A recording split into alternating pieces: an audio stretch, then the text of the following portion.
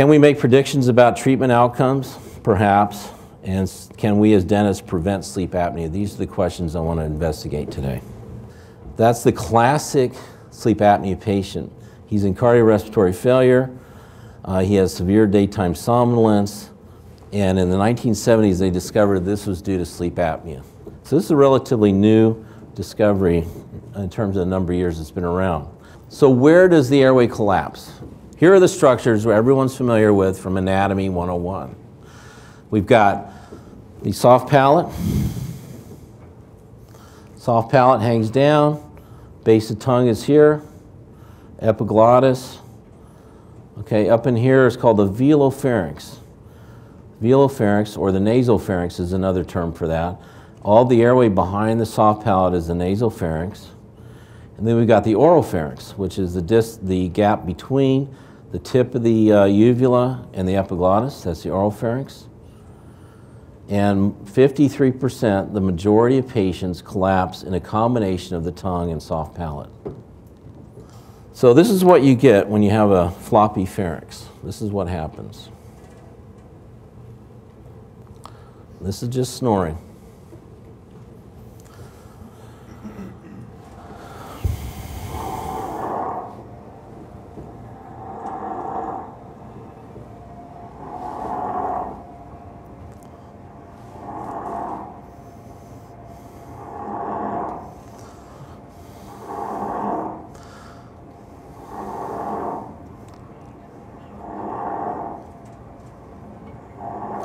Did anyone in here hear that last night?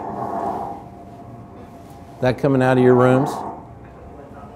On the top is the brainwave recording. And that measures amplitude and voltage in the brain, and they can tell what sleep stage you're in based on that. Okay? The EMG is muscle. Okay? And you can see with each burst of the masseter corresponds to this snore.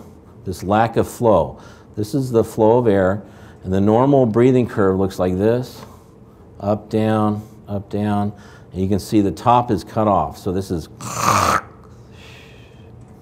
and then there's snore, right? With each effort to breathe and a restrictive flow, look what happens. There's a muscle burst, okay? This is the link with nocturnal bruxism and sleep apnea. Snoring creates hypertension and other issues because of the negative chest pressure. Now you're getting air in and out, your oxygen is not dropping, but you're having a lot of heart damage from that over years of time. So it's important for the dentist to treat snoring patients, okay, to reduce the damage to the heart over time. An ENT physician told me one time, he said, you know, think of the tongue as a marbled steak. And if you're heavy, you've got a ribeye in there. And if you're thin, you got a fillet. So literally the tongue shrinks or grows in size. I call it the cork. Shrinks or grows in size based on body weight. Okay? So that's why they always tell you have sleep apnea, lose weight. Lose weight. Well, it really does glean out a bigger airway if you reduce the size of the tongue. Right? There's a higher prevalence of ADHD in those that have sleep apnea, those kids. Now, why is that? When we're adults, when we're tired, we get drowsy and lazy. We get tired.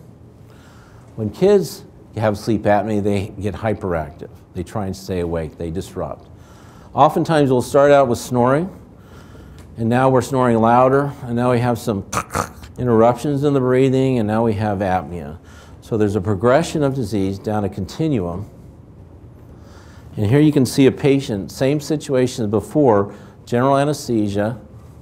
You can see the control stays open, and the OSA patient collapses.